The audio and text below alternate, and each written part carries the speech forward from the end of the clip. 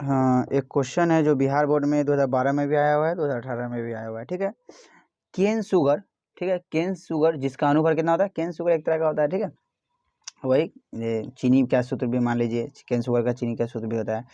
तो cane sugar 342 ग्राम इसका अनुभार होता है। ठीक है, के 5% एक घोल पदार्थ एक्स के 1% घोल के आइसोटोनिक है, एक्स का अनुभार ज्ञात कीजिए।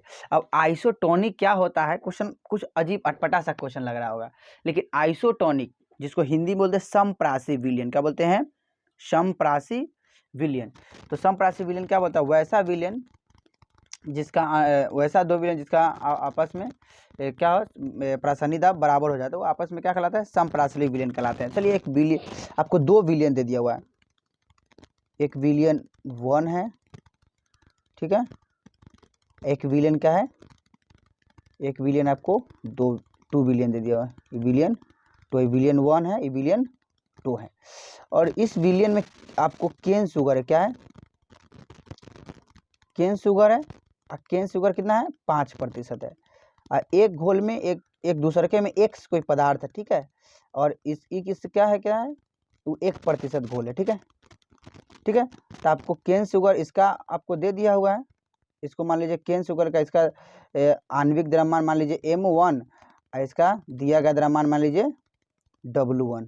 ठीक है, इसका दूसरे के विलयन का आणविक द्रव्यमान मान लीजिए क्या, मान लीजिए M2 और इसको दिया गया द्रव्यमान W2। ठीक है, तो यही दिया हुआ है, और M1 आपको दे दिया हुआ है, M1 कितना दे दिया हुआ है, 5 ग्राम मानिएगा तो 5 ग्राम। ठीक है, आप 5 ग्राम नहीं, M1 जो है 342 ग्राम दिया हुआ है।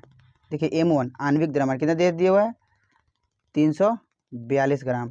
आपको W1 दे दिया हुआ है, मतलब दिया गया द्रव्यमान कितना दे दिया हुआ है, ये दिया हुआ है आपको 5 ग्राम में मान लेते हैं। ठीक है, आपको X का आणविक द्रव्यमान निकालना है।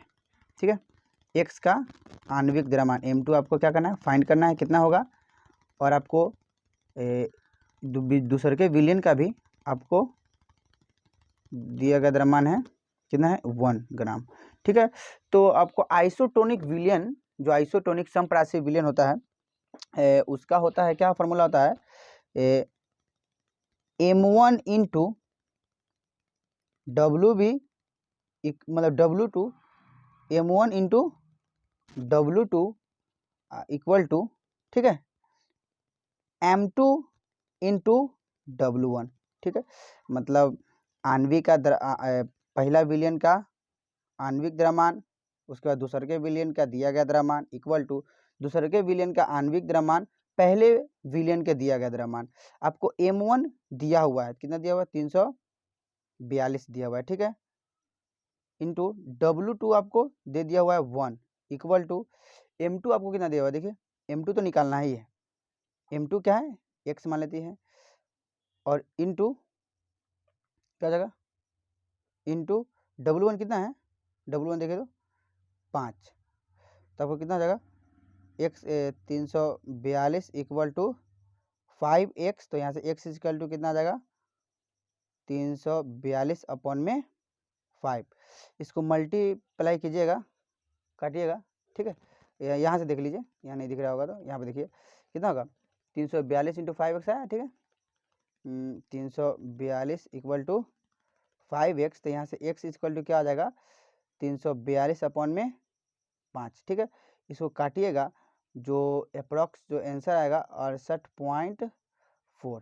ठीक है, किसका, x का अनुभार आपको पता चल गया, किसका, x का अनुभार, मतलब कोई दो विलियन है, दो विलियन का ये क्या है, समप्रासी विलियन है। ठीक है, आइसोटोनिक विलियन है, आइसोटोनिक विलियन है, और उसका 5% दे दिया हुआ है, पहलू का विलियन 5% का घोल है। ठीक है, उसका दूसरे का विलियन 1% का घोल है, तो आपको दूसरे के विलियन में आपको आणविक अनुभार का निकालना था, अनुभार क्या होगा वही निकालना हुआ था। तो चलिए ऑप्शन कौन सा हो जाएगा, ये ऑप्शन ए नंबर सही हो जाएगा। चलिए एक और भी 2009 में भी आया होगा, 2008 में भी क्वेश्चन आया हुआ है। ठीक है, इंपॉर्टेंट क्वेश्चन है।